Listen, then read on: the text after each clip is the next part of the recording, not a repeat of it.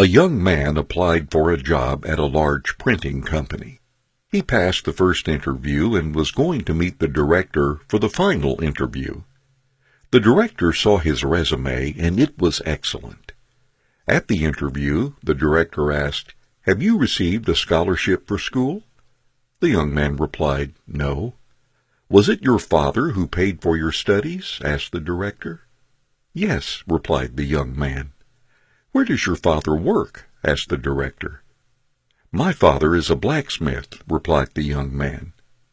The director asked the young man to show him his hands. He showed a pair of soft and perfect hands. "Have you ever helped your parents at their job?" asked the director. The young man said, "Never. My parents always wanted me to study and read more books.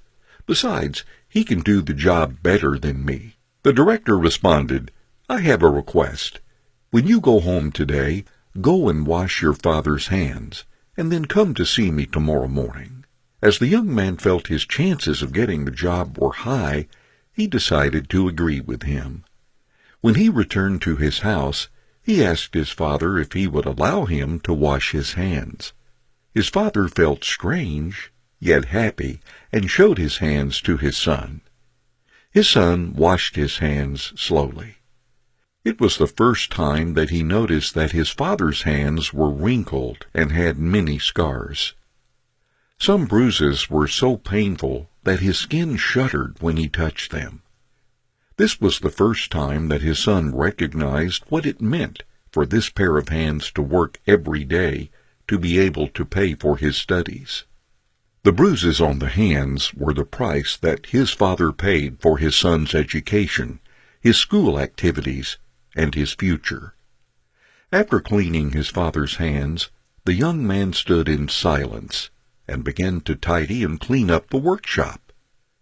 That night, the father and son talked for a long time.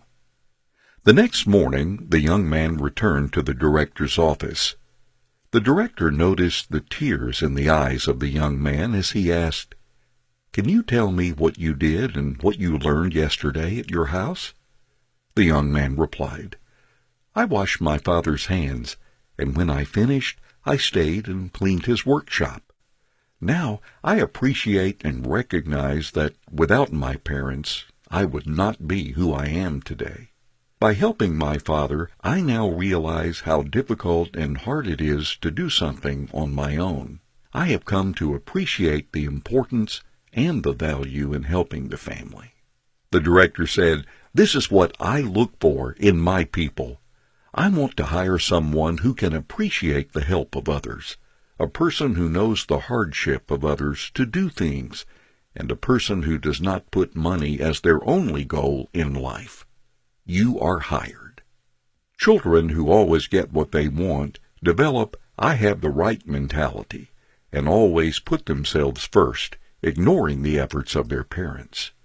If we are this type of protective parent, are we really showing love, or are we destroying our children? These type of parents may feel that they're showing love to their children, but they are actually destroying them. It's great to give your children a great life, but when you're washing the floor or painting the wall, please let them experience that too.